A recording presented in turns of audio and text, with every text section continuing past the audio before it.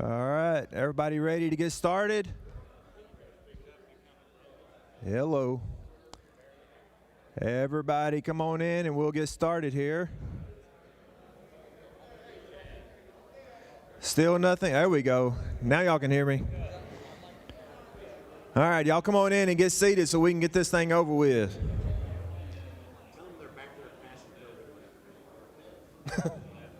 No, because they will. Man, now I'm hot.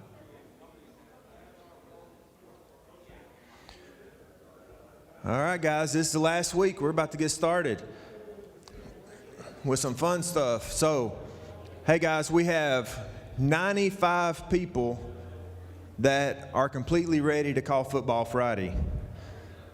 95. Oh, yeah? So, if you haven't taken the clinic and you're having problems, please let Josh know. If you're having problems with a test, please let somebody know so we can get you taken care of. Because Wednesday, if everything's not taken care of, we're going to have to replace you in your games. Okay? So until Wednesday, get everything taken care of and turned in so you'll be in compliance with TASO. Has nothing to do with our chapter. This is all people who have not either taken the test, passed the test, or finished the clinic in TASO with the TASO information. So Wednesday at about noon, I'm going to run a sheet, and if you're not on there, we're going to call your white hat and get him to replace you. Okay? It's not us, it's TASO. To be covered under insurance, you have to have all of those things taken care of. All right? Is that clear? All right. Jeremy?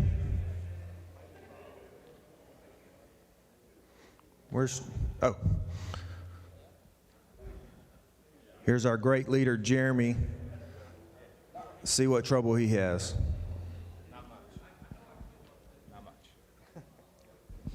All right, guys. So I had a couple ask already when I will send out assignments for this week.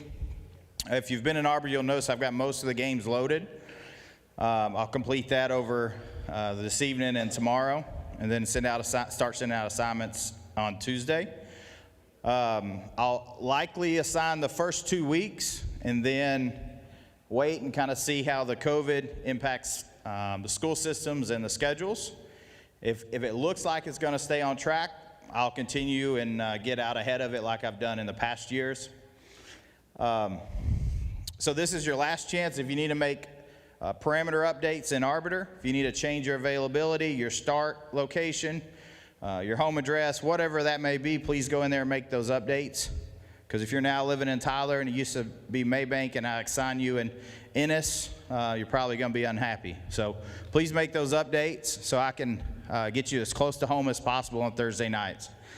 Also, if you're in here or watching online and you are available on Saturdays in the Waxahachie area, please let me know. That Waxahachie will be playing freshman and JV games on Saturday. I believe the first week they're actually on Thursday, and then from there on out they'll be playing those games on Saturday afternoon.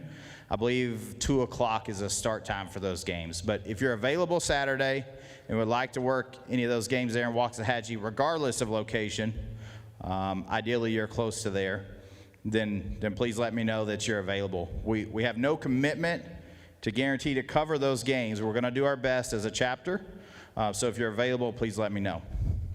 I think that's it. Unless there's any questions. Any questions? Perfect. All right, Mike, you have anything?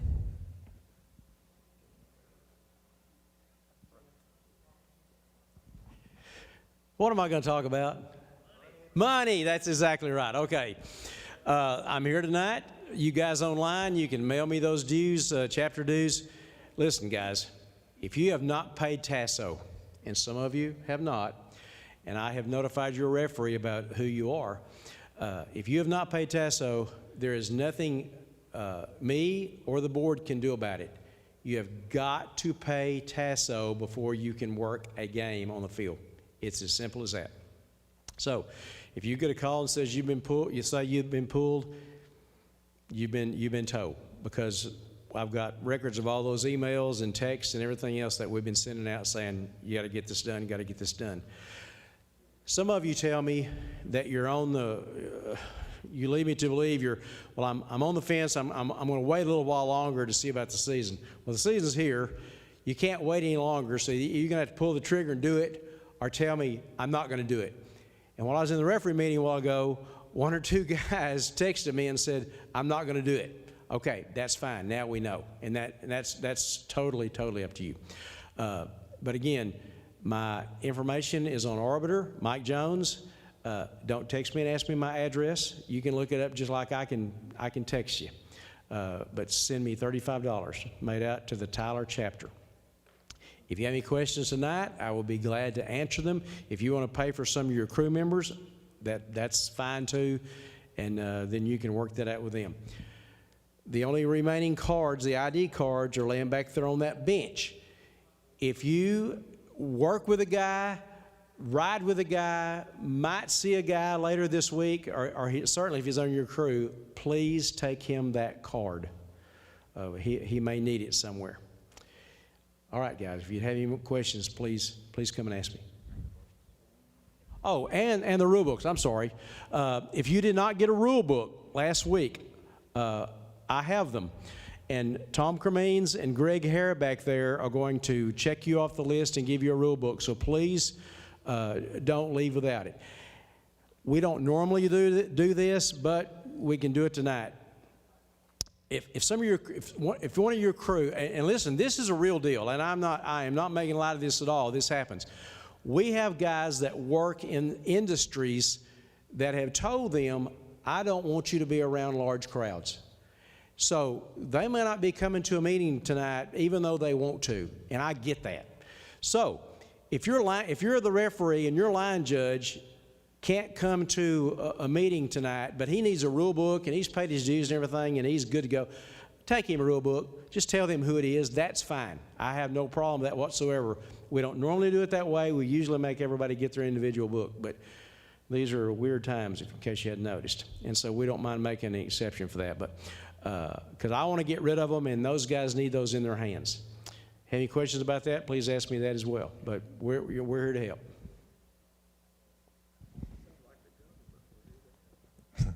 All right, hey, don't forget the Pee Wee football that Larry Langford's doing. If you need that contact, come see me afterwards, and I'll give you that phone number so you can get that, get on the field with those guys, Josh or Larry or whoever.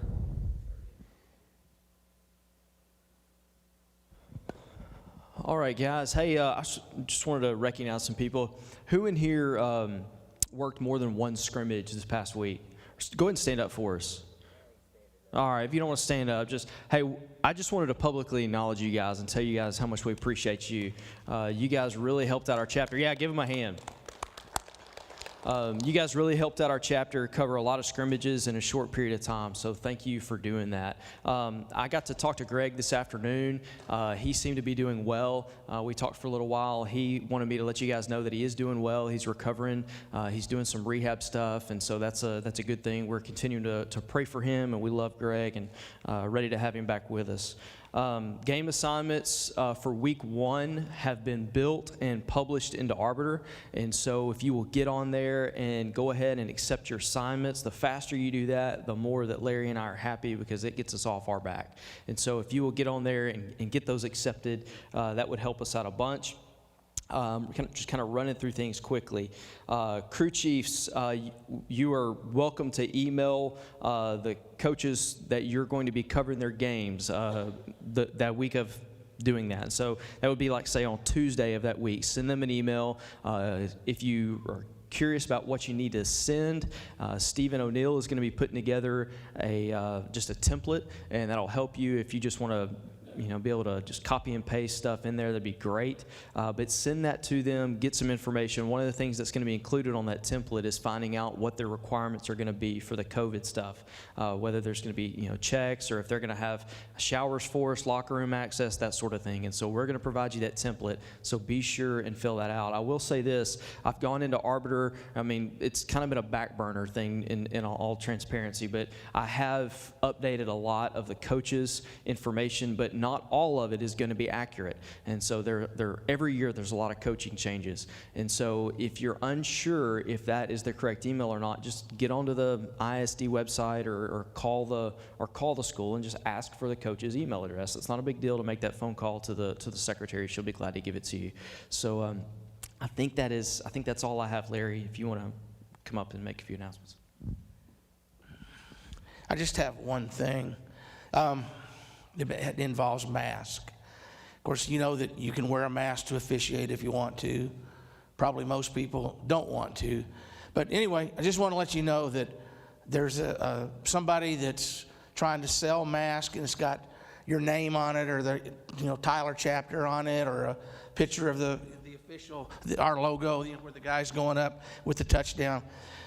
You can buy that mask, but you can't wear it on the field. Now, you might want to be a two-mask person, where you have a mask that you go in the building with. You could have one of those, but if you wear a mask on the field, it's got to be all black, unless you have an N95. And if you have an N95, it can be whatever color an N95 comes in. So that's it. Good luck, guys. We appreciate you, and you're what makes the Tyler chapter great. Thanks. Hey, we started trying to call around all the coaches and get their criteria, but it was changing. Like, we would find out something and it would change. And so that's why it's important for you guys to find out every week, because it's going to be something new every week. And so just because you were there last time, make sure you get in contact with them, because they may have changed their policies as the season's gone on. So just make sure you get in there and do that. Lance? All right, we're going to go over some things tonight. Essentially what I did is I'm calling it a preseason discussion, okay? And I'm treating this for the chapter the same way I would for my crew, as a pregame. So we're going to do a pregame as a chapter. If you folks online follow along on the PowerPoint here, but if you're not having a pregame, obviously you've heard me say this 1,000 times, guys. We got to have pregames on Friday night before you walk out on the football field. We all work. Most of us work. Some are retired. Most of us work for a living. You have a day, you have phone calls, whatever kind of issues at work. Sometimes it's hard to shut that off and go work a football game. And having a pregame helps you get adjusted, helps you get in the mentality of football. Start thinking about football, start thinking about your duties that night, what you're going to do. So it's imperative that we all have pregames. And I'm not saying the referee has to do it every single week. I take care of the first couple weeks myself, and then I rotate it with my crew. Excuse me, I'll assign Scotty Allen or Ron this week and Toby the next week. Let them pick out, a section of the game and let them go over it. So what I wanted to do tonight was just kind of run through some things. In this pregame that we're going to talk about here, this is for everybody, guys. You don't have to be the sharpest guy in the rule book to do this kind of pregame. Everything that we talk about tonight is things that every single one of us can be good at, okay? I'm not asking you to know the penalty enforcement for illegal batting in the end zone, okay? I'm not asking you to know that kind of stuff. This is stuff that we could all do. It's kind of like work. That's what I tell all of my employees. Guys, everybody here can show up on time. That takes no talent, right? Everybody here can be on time. Same thing here. This is something that we should all be doing every Friday night, okay? I was going to run through some of these. I don't want to take a lot of time. Then when this is over, we're going to watch 13 plays on film, okay? 10 of them are going to be blindside block related. Since that came out last year, the blindside block is now illegal. We're going to look at 10 plays that show the blindside block. Then we're going to look at 3 mechanics plays that I see over and over and over again on film. When I look at film for our chapter, I see 3 mechanics the most that are done incorrectly. We're going to go over those also, okay? So we'll try to zip through these here pretty quick. But the first thing that we can do, guys, is stay focused and engaged, okay? So on a football field, we all have a job to do all the time, okay? There's very little, if any, time on a football field where we have time to twiddle our thumbs, right? You should always be doing something, always be thinking about something, the next play, the situation, the clock status, the ball. You know, we got subs coming in and out. If it's during a timeout, okay, got a timeout, where are we at right now? How many is that for them? I got to go tell this coach how many he's got left. There's always things to be doing, okay? Never take a play off, okay? Raise your hand if you've ever taken a play off on a Friday night. I'm going to tell you straight up, I have. 100%. Especially the worse the score gets, the more we have a tendency to lose focus, right? Taking those plays off is typically how you get yourself in trouble. And the easy one for me is when we have a 50 or 60 or 70-yard run, he gets tackled 70 yards down the field, and we're running up there, and I'm going, okay, all their players are tired, we're tired, they're probably going to run the little trap or counter right up the middle, 2-yard cloud of dust will be done, right? And the next thing you know, they throw a fade in the end zone, or some big play happens, illegal kicking or something stupid, right? So never take that play off, guys, okay? That could be the one that gets you in trouble. Always be aware of your duties, pre-snap, live ball, dead ball, etc. We all have a job to do during every facet of the game, right? And this is what we talk about as a crew. I'll go through them. Scotty, tell me what your duty is when we have a foul on the play and the flag was thrown by the line judge. Back judge, what are you doing? And I'll ask him. This is where I'm going to go. This is what I'm going to do. Okay? Talk about it as a crew. It helps the game go smooth. Okay? Know your keys at all times and be able to tell the story. And I use that phrase, tell the story. That was actually Dr. Firkman, Buddy Firkman, actually said that to me one time. I said, what are you talking about, tell the story? And he says, well, a lot of times when we watch our keys, for instance, line judge, back judge, head linesman, you're watching your key, and he goes downfield, and let's say you throw a flag for something. Well, what does the first thing the coach do? He runs up to you. What did you see? What did he do? How is that pass interference, right? You got to be able to tell the story. That's what Buddy said. You've got to be so focused on those keys that you can tell the story on exactly what happened on that play. Number 21, juked to the left, ran out to the right, stopped, ran a little hitch, and then went deep. They came over the top, grabbed him through the back. Boom, that's the story. He's so focused on his keys, he knows what's going on, he's able to tell the story. Same thing for an umpire. Guard, tackle, we got a hold call, we got a chop block, tell me what happened. Tell me the story.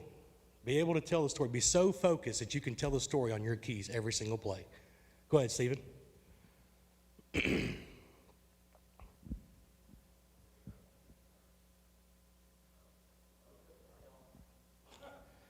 Second topic we talk about, be a great dead ball official. Okay, live ball is, guys, there's more time in a football game where the ball is not moving, correct? There's more dead ball time than there is live ball time. And we got to be a very good, a great dead ball official.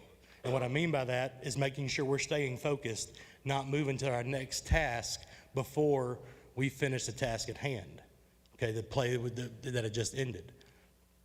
A lot of times, and I'll talk about this in a couple here, is you get, and I'm seeing a lot more now than I did 10 years ago, you get a lot more of this on the football field, yes?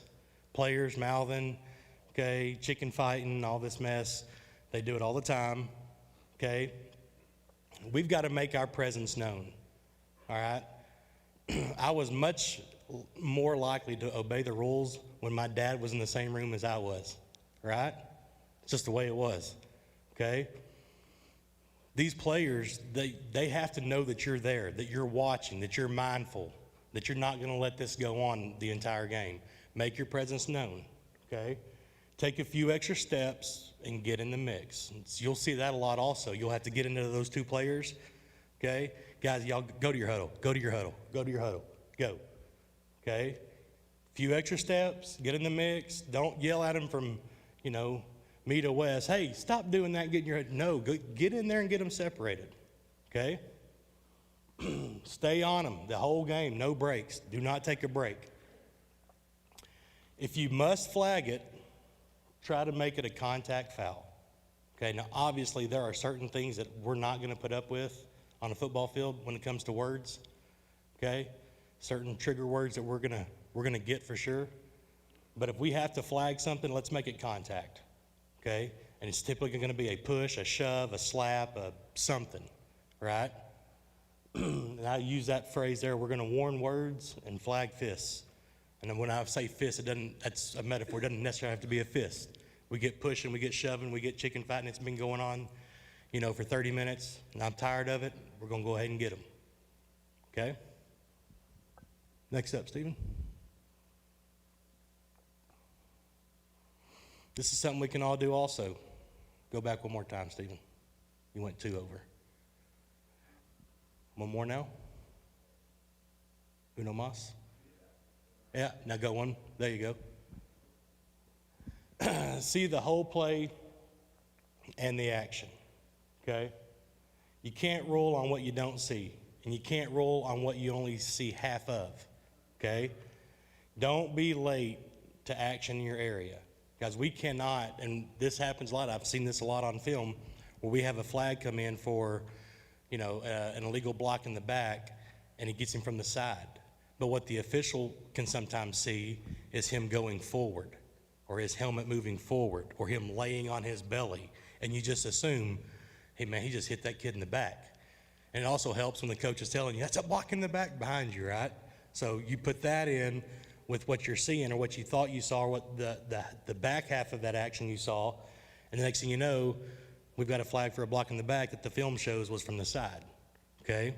We've got to see all the action, every last bit of it. A block in the back, guys, we want it between the shoulder blades, right? Okay, some people say the nameplate, the numbers, between the shoulder blades. We want it in the back, okay? Stand up real quick, Chad, okay? So if I hit him here, have I blocked him in the back? I haven't blocked him in the back. I've got him right here from the side, okay? If I hit him here, I've got him in the back. He's in the back now. If I get him right here, we're no good. This is not a block in the back, okay?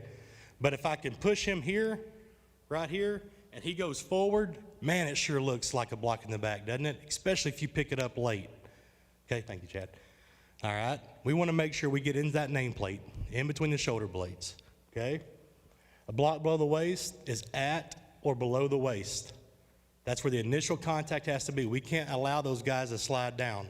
And this is what is missed probably more than anything.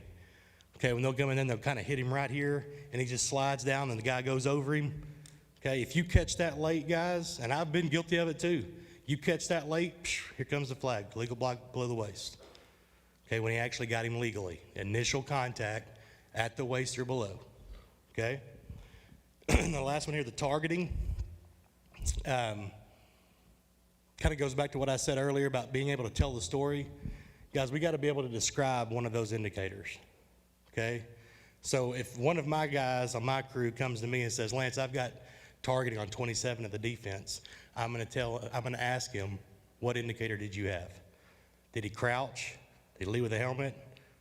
Did he target above the shoulders? What indicator did we have that says that that was targeting? Okay? And a lot of times, you guys have seen this. A lot of times those hits look just brutal in live action, right? You're like, there's no way that that is not targeting. I've seen it on Saturdays. I've seen it on Sundays. I've seen it on our films. When you see it and you're going, good Lord, he killed that kid. There's no way that is not targeting. And then you see the slow-mo of it and you go, oh man, he got him in the shoulder. That looked good. That's a good hit, right? Happens like that. And we don't have the luxury of replay. That's why they had those indicators. Did he launch? Did he crouch and launch? Did he leave his feet? Did he lead with the crown of the helmet? Did we have target above the shoulders? Give me an indicator that says we have targeting. But you can't do that if you get to the play late. We got to be able to see all of it. And the indicator, 9 times out of 10, will tell you if we have targeting or not. If you can see that indicator. Okay? Yeah. Absolutely not. No. Yeah, if he's going up to block and the defender pushes him down and now his initial contact hits him here, that's not a legal block below the waist. Okay? It's got to be his contact there on his own accord. Okay? Next one, Stephen. know the status of the ball. We all must know the status of the ball at all times. And sometimes, guys, it takes us using our football IQ to know what the status of the ball is. If I have a quarterback that goes back for a pass, and I worked line judge for 19 years. He goes back for a pass, and he launches that ball up in the air. Am I watching my key, or am I watching that ball go in the air? Right? I'm watching the key. I'm watching my guy. I'm not ball watching, right? But what's the status of the ball? What's the status of the ball in the pass, Brad? Yeah. In the air. Is it still in possession of what? Team A, right? Sometimes we have to use our football IQ to know what the status of the ball is. Now, a ball loose on the ground that gets batted is still loose. It's a batted loose ball, right?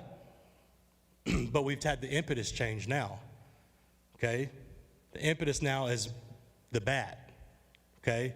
So we have to know those things as we go because it can make a difference, right? A foul during a loose ball is going to be enforced much differently than a foul by Team A, correct? Right? If it's in possession of Team A and we have a foul versus when the ball's loose and we have a foul, makes a difference. Okay? So I stress to my crew guys, when you come to me and you give me whatever foul you've got, I need to know what you have. I need to know, tell me the story. Okay? And that's part of it. What was the status of the ball during the foul? What was going on?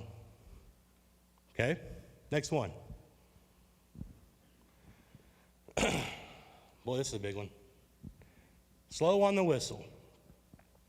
There's a couple things, guys, that we can do, and they're listed up here, and these are just a few, just because I couldn't fit all of them on the page. A couple things we can do, guys, to keep us out of trouble when it comes to the whistle, okay? And I'm sure there's a lot of crews in here that do this, but I will tell you on our crew, we may have 15 or 20 plays a game where we have no whistle at all. What kills the play? The rule.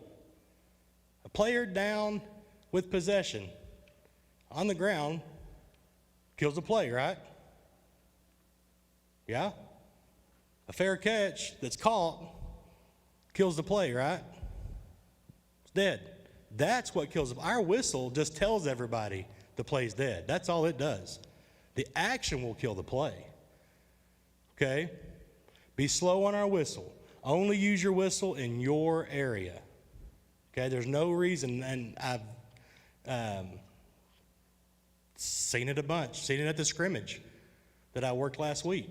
If a runner goes to my head linesman's side and he's down, my line judge is not blowing his whistle. Neither is my umpire or my back judge or me.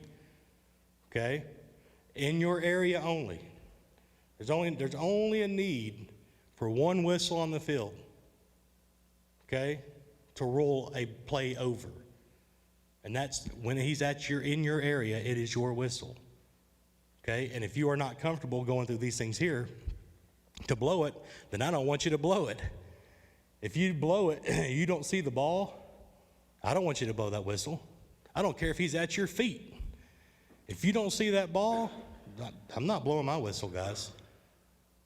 Okay? Be very careful with your whistle on a fair catch. Because we like to shut that down quick, don't we? Okay? So kid calls for a fair catch and he's under it, and right when it gets right here, our back judge or whoever is ready to kill the play and say, okay, play's over now, right? And what happens? That ball, sloop, right between his arms. We got the whistle blowing. We got a loose football. Okay, that happened on IWs. That's probably the majority of them right there. Okay, be slow. Again, what kills that play? His fair catch and his possession kill that play. Okay. And an inadvertent signal is just as bad as an inadvertent whistle. Okay? Just as bad. Same situation, fair catch, back judge doesn't blow his whistle, ball goes right here, and the back judge does this with the ball loose on the ground. We have an inadvertent signal? Absolutely. If you give a touchdown signal at the 5-yard line, what have you done? Inadvertent signal. Okay? This right here, dead ball, inadvertent signal, just as bad as an IW, guys. Okay? Slow down, see it, process it. Okay? Next one, Stephen. Just a couple more, guys. Over communicate. This is probably the most important slide on here. Okay? Over communicate, guys. I tell my guy, you cannot communicate with me enough. I want to know. Okay? Talk, make eye contact, signal every single play. Every single play we're doing this, guys. Every one of them. Plays over, sitting the ball down. I got third down, guys. I got third down. I'm communicating right now, yeah? Is this a communication? What am I telling you guys? It's third down, right? How many of you guys wear the walkie-talkie earpieces? Yeah? Now, there's some communication goes on down those things that don't need to be said. If you're on my crew, you wear them. You talk about it. You talk about things. Okay, communicate. I tell my guys, when you come to me with a foul, you're fixing to give me the spiel. I want you to tell me everything except the enforcement. I don't want to know your enforcement. If I have a question, I'll ask, but I want you to tell me I've got holding on 78 of the offense, happened 2 yards beyond the line of scrimmage. We're going to go to the spot of the foul. Tells me right there, boom, spot of the foul, holding 78 offense. What did he do? He hook and turn. He took him to the ground. Takedown. 10-4. Tells me everything I need to know. Okay? Communicate.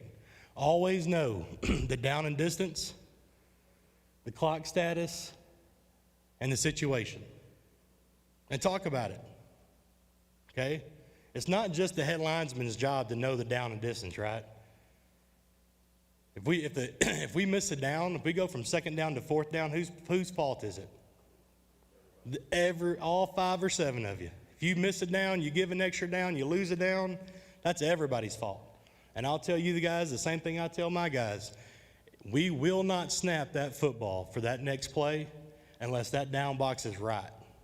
I will shut it down. I don't care what the situation is. I don't care. That down box is wrong. We're going to fix it. And it's every one of our jobs to do that. Always know the clock status. Why is that important? That's just not just the bag judge's job, right? Why is the clock status so important? There's a million examples. Give me one of them. Anybody? 10-second runoff. That's important. Where are we at in the game? Are we under a minute? What's going on? What if we have the clock is running, second quarter, 8 minutes left. Clock is running, and we have a false start. Back them up 5 yards, put the ball down. When are we starting the clock? Right? I'm going to tell you, you know how many times I look at my wingman and go, hey, we hot? Right? Talk about it. Okay, we got to know. Never, ever, ever let a snap take place with an incorrect down, an incorrect enforcement, or incorrect clock status.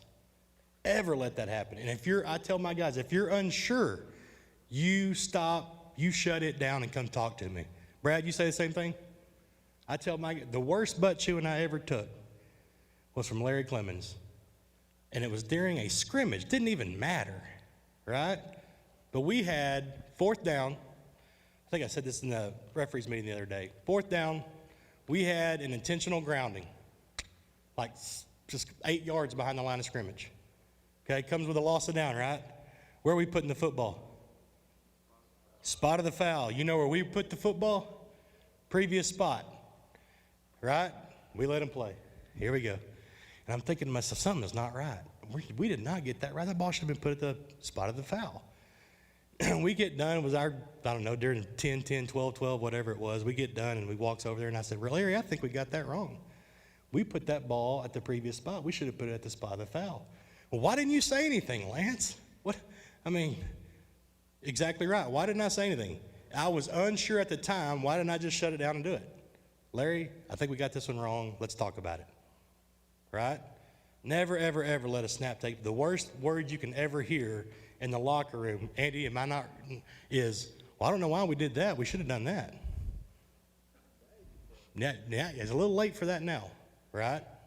Make sure we get it right on the field. I don't care how it looks, guys.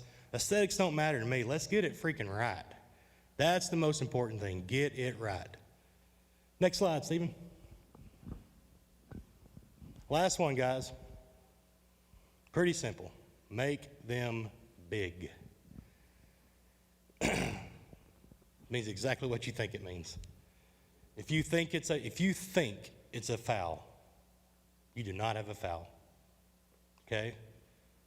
I've had officials come to me and go, I said, hey, did he not hit that kid early? I don't think so. Wait, I'm sorry, you don't what? No, you're supposed to say, I know he did not do it. Tell me I'm wrong. Don't ever think. If you think, it's not. Okay, you got to know. Flags can change the momentum, they can change the tempo, and yes, they can even change the outcome of a game. They're a big deal, guys. They're a really big deal. If we averaged 12 fouls a game, those 12 fouls mattered during that game. I promise you. We gave one team a disadvantage and another team an advantage based on their performance, right? They matter, guys. Okay, so we've got to make them huge. We've got to make them big. And this is what I talk about with my crew. When we have a flag on the field, it has to meet these three criteria points that I put together. Number one, is it at the point of attack? Was there an advantage gained? Or did it impact the play?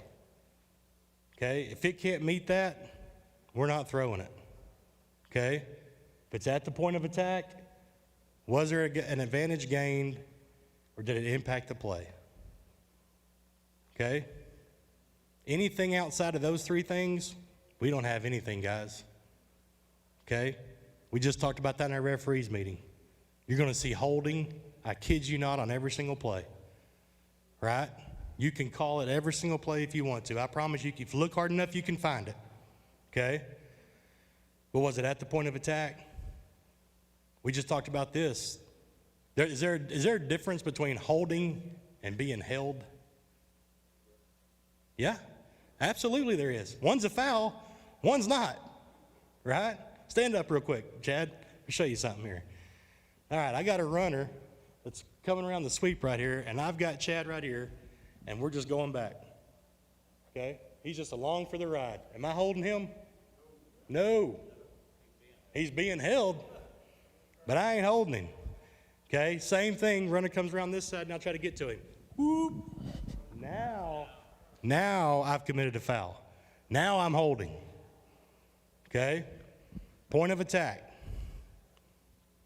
We just had a discussion in the referees meeting also, very good discussion, guys, about a play on a film where, was it a college game, Andy? College game. The umpire's watching the play, obviously, so play's coming this direction. And the left tackle on this side, or the right tackle, takes his guy, just takes his butt to the ground. But the runner's going this direction, okay? No foul, right? And he said you could actually see the guy on the ground, and you see the umpire looking at him going, okay, he's down, and he follows the play. But then the guy reverses and comes back around. And about the time he gets here, these two guys are just now getting up. Now does that hold make a difference? You know what he did? Drops it. Didn't make a difference when the play was going that way. I'm fine with that. Let it go. But that thing reverses. Now that hold makes a difference. Okay? Now it makes a difference. And you'll see this here on the very next to last thing. It is perfectly okay, perfectly fine to have a late flag. There's nothing wrong with that. There's nothing in the rule book that says when you see it, you better throw it. Not a single will you ever see that in a mechanics book or a rule book. If you see it, you better throw it. Nothing that says that, guys. It's perfectly fine. If you have to digest the targeting, digest it. If you have to digest the pass interference, digest it. Make sure you know what you saw, right? It goes back to what we just said. We want to get it right every time, okay? Outside of those three things, all safety fouls, guys, are going to be called. If it's safety related, we're going to call them void of any of those three things. Safety related does not have to be at the point of attack. Doesn't have to be an advantage gain, doesn't have to impact the play. If I see a kid clip somebody 40 yards away from the play, I'm going to bust him. Okay? We're going to get the safety ones every time. Okay? We want to keep the game fair, but we want to let the kids decide the winner. Okay? Again, this is actually a pregame that I did last year. We ran through it along with a bunch of other stuff. We had a lot of time before that game. I ran through this just as a quick guide. Okay, and I kid you not, guys, I probably got 100 pregames. If you referees, wing guys, if y'all just shoot me an email, I can set you up with pregames for the next 12 years. Okay, I got so many of them. So if you need them, want them, shoot me an email and let me know, and we'll go over them. Okay? Yes.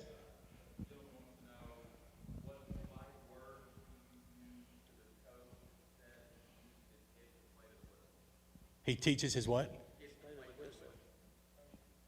Teaches his kids to play to the whistle. Okay. What do I tell the coach or the kid?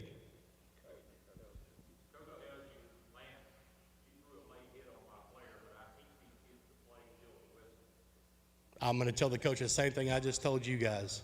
I understand, Coach. I get it. Here's the deal.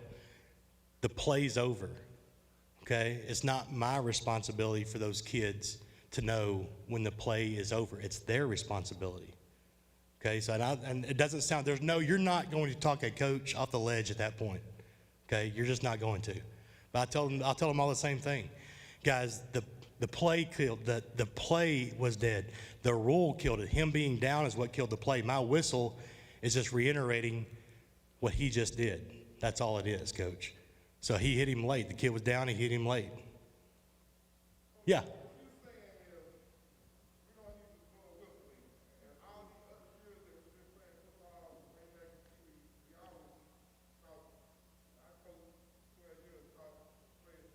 Yeah. No, I didn't say you don't. I did not say don't blow your whistle.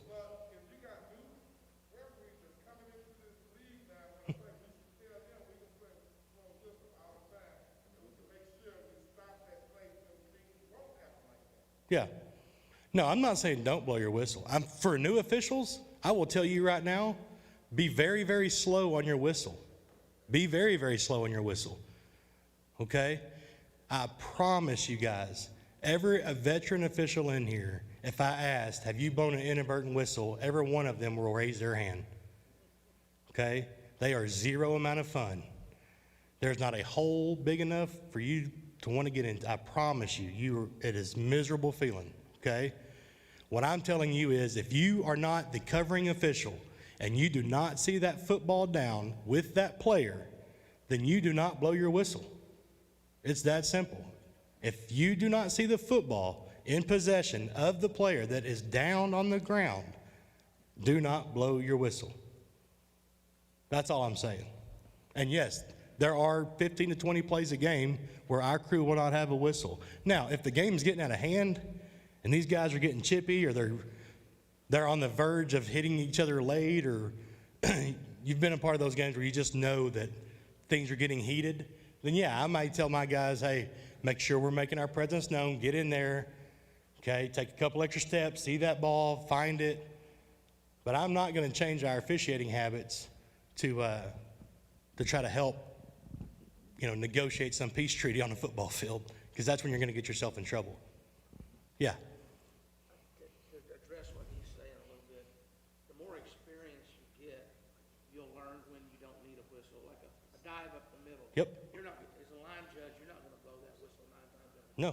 But as a rookie, you're excited to blow the whistle, so Yep. you're going to blow it. So I think Yeah, it does. Yeah.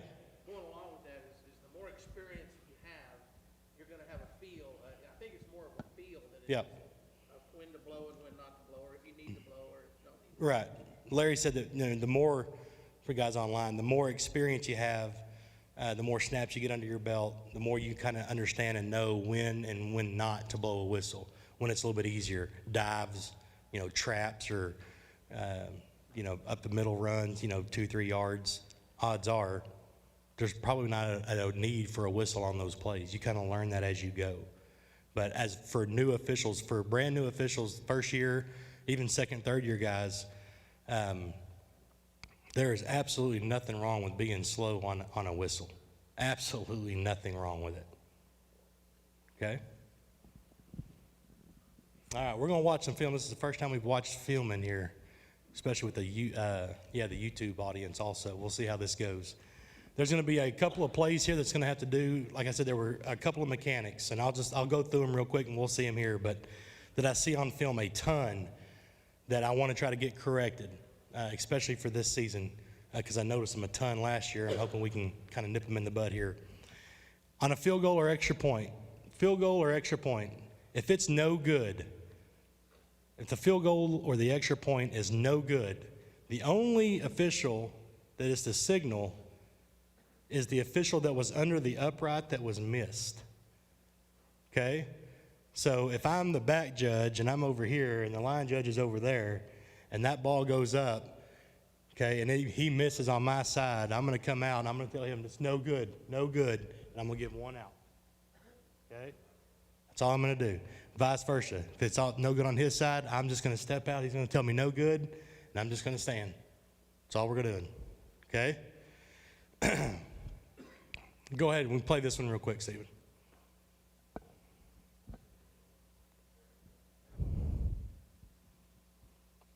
It was actually the next play. The other one, we can get this right off the bat, right? First game of the season this year, okay? So we have our back judge. You see where our back judge is standing? Front line, okay? Hit play and then pause, Stephen. Now pause it. Okay, look where his opposite official is. On the back of the white, right? That's where we want to start these guys. On free kicks, always start on a free kick. You wing guys, or you guys that are up there with the teams, always get back on the back of the white. And then make sure everyone's behind you. Now you've got the entire 6 foot of the sideline to work with, all the way down, okay? Always want to start on the back of the white. Okay, that was one of them that I was that I saw a lot of. Go ahead, Stephen. Go to the next play now.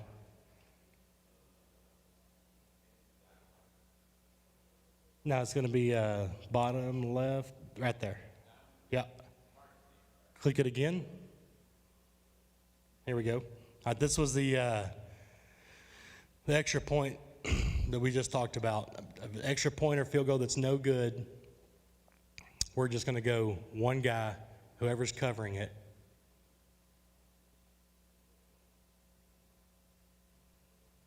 You see both those guys kind of went out like this. It just avoids confusion, guys, just in case somebody hears something different or sees something different. Okay? Who's got responsibility of the crossbar? Who's got responsibility of the crossbar? The back judge, right? So if it goes under the crossbar, whose is that? It's the back judge. Okay? All right, go click one more.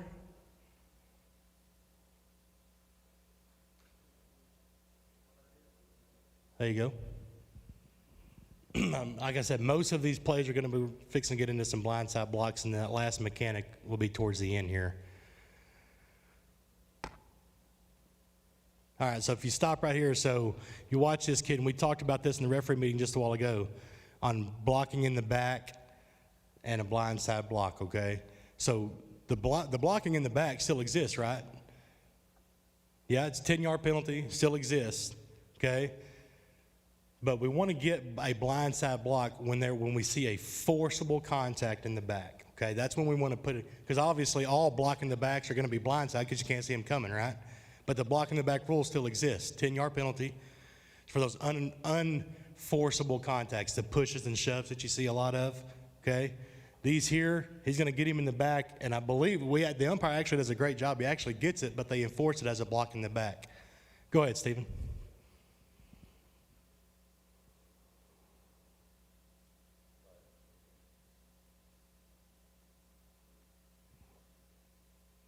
You can watch it if you, maybe the next play also. We switched it. So on that one, we actually had forcible contact. We want to get the blindside block on that one. This is actually a whole bunch of things. It's a whole bunch of things, but we did not get this. The crew did not get this call, but there's what we just discussed about being a good dead ball official, keeping your head on a swivel, keep your eyes moving. Okay, you're going to watch for this kind of contact right here. Okay, go ahead, Stephen. Keep your eye on that guy, and he's going to go down. He's fixing to. Go ahead, Stephen. Yeah. So we had a dead ball foul, right? We had a blindside block, and we had basically a clip, right? He got him below the knee from the behind. I would support the blindside block. I would support the clip. Either one. Both of them are going to carry a 15-yarder. Both of them personal fouls. Okay? Go ahead, Stephen. This will be the live action here, I believe. It won't pause you on this one. No, you can let it roll. You see it in full force here. And the reason, go ahead and pause it real quick. The reason I wanted to show you guys this, okay, these kids have been cooped up in the house for what, 6 months, 8 months? You don't think they're ready to hit somebody? You don't think those coaches have not coached them up? We get to play some football this Friday night. Y'all pumped, I'm pumped, everybody's pumped, okay? These kids are ready to hit somebody. I'm just telling you straight up. You're gonna see some good football this Friday night, okay? So I wanted to go over these blindside blocks because it is still a foul this year. Make sure we're not missing these because these are big. These are game changers, and they are trying to officiate these plays out of the football, okay, as much as we can. Go ahead, Stephen.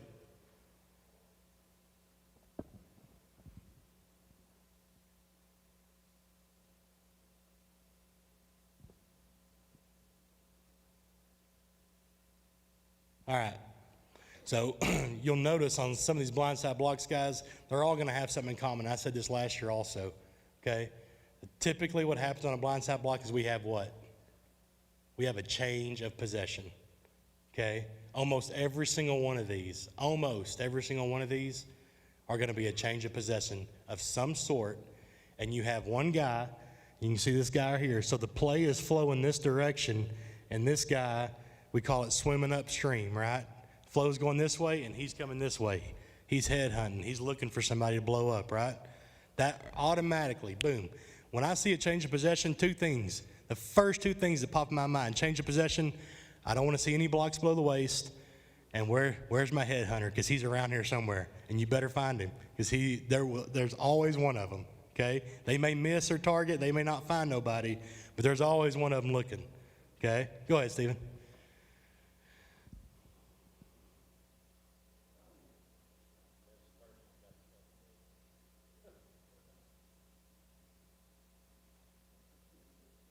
That was a good one. He got him good.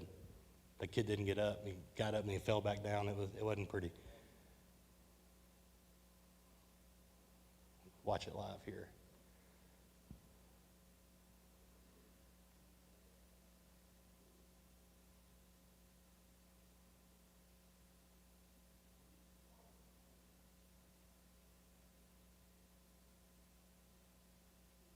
All right, next one.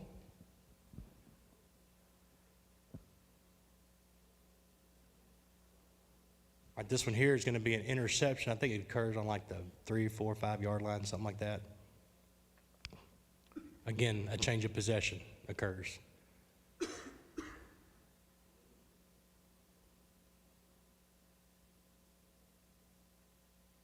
This one is not as, we'll call it vicious as the previous one.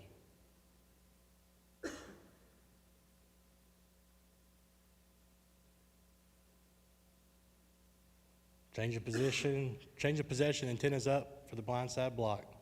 Swimming upstream, got him from the side. Another one in this game. Again, change of possession, we have a punt play. This is a good one here. Again, where is he? What's he doing? Flow's going this way. He's coming back the opposite direction. Go ahead, Stephen.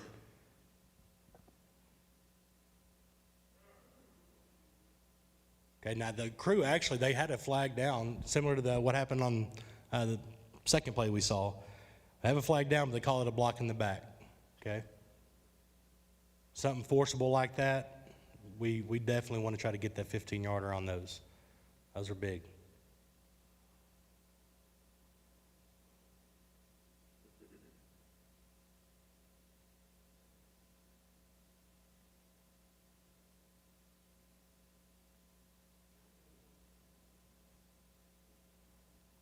Of course, everybody's high-fiving him, you know, great job, yeah. I mean, they all love it. And this goes back to the mechanic we just talked about on a missed extra point or field goal. It's like a 50-yarder right there. He's kicking, no, a 40-yarder, kicking from the 30. And we have a miss. Go ahead and hit play. We just want one official signal and not both. Okay? You can skip it now, Stephen.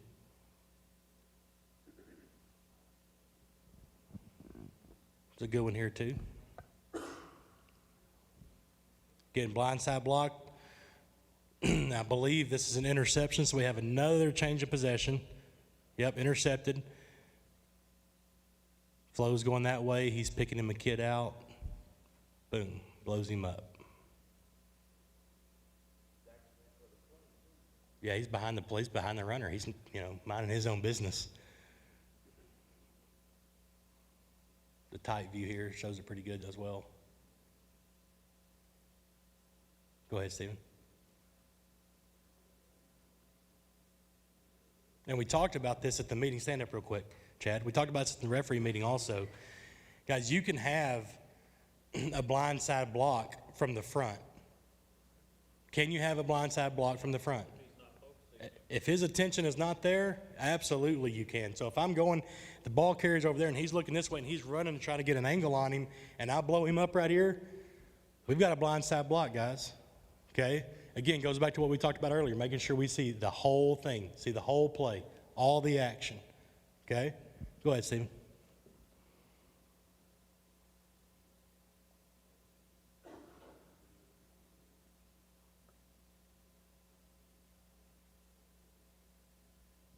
Again, change of possession.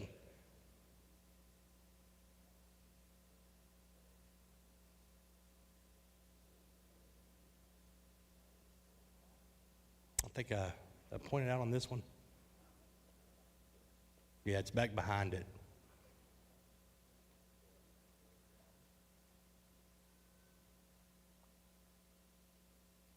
Right there at the end. You see it right there on about the 38, 39-yard line.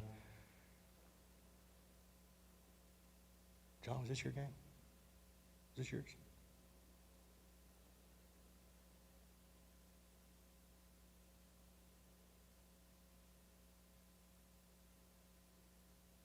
See right there on the 35 on that one, number 55. Yeah. Again, they're not always vicious, but we have to have forcible contact, right? It's got to be forcible contact. They have their hands out in front.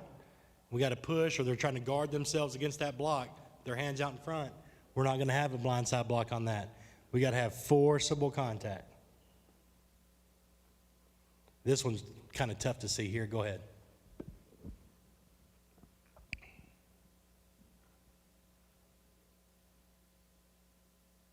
Again, change of possession.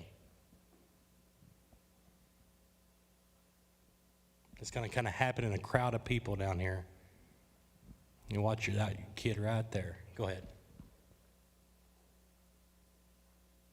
See it pretty good on this one.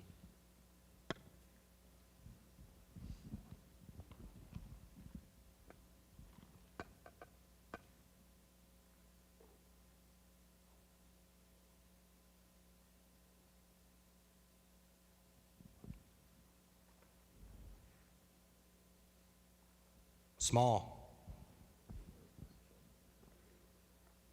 This was the last mechanic change I wanted to talk about here. So back that up real quick, Stephen. Actually, we can probably, back it up.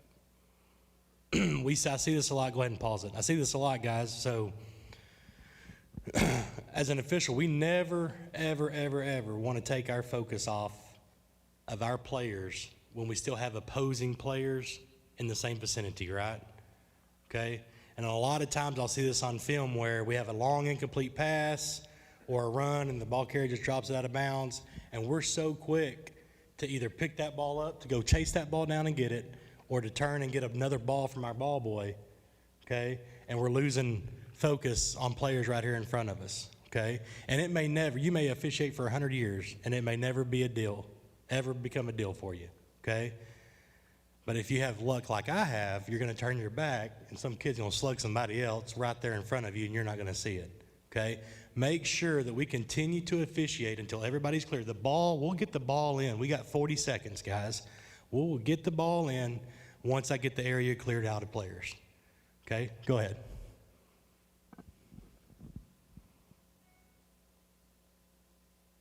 You can watch him. Ball's dead and throws the flag, and he's walking. See if you can pause it, Stephen, as we get a little bit later, right there. All right, so he's looking at the ball, and he's fixing to go walk to get the football. And we've got 2, 4, 6, 7 players right there all clustered together. Okay? Officiate the rest of that play, guys. Officiate until it's over, until people have cleared and we're done. Okay? Plays like this, long passes, all those. Make sure we're officiating the play. Once we're clear, now we can get the football in. Okay? I wanted to go over those blindside blocks those 3 mechanics. No good, only the covering official signals, right? Always start your kickoffs in the back of the white and clear out those players. I saw that probably 20, 30 times, but all of those mechanics last year on those films, okay? Those are 3 small things that we can get right to help us be better, okay? And I want to go over the blindside blocks. Just understand, guys, the rule came in last year. It's still in effect. These kids are pumped, they're jazzed, back to some type of normalcy in this world, even just a little bit. Okay, they get to play a little Friday night football in East Texas. They're going to be pumped up. Y'all be ready, okay? If you haven't paid your dues, like you said, make sure we get those dues paid. 95 guys is not going to be enough this season, I promise you, okay? We're going to need every last one of you, all right? Any questions about what we went over? Good? We good online, Stephen? Awesome.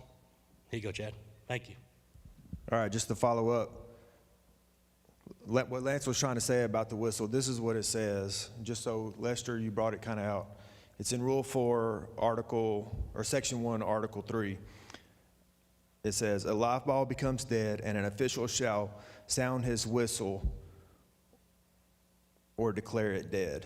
And so, the worst I ever got chewed out was at a camp because I didn't blow my whistle.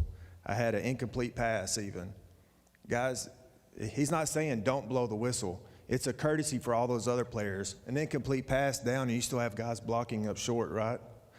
Just blow it. After you know it's down, make sure you see the ball, but blow the whistle.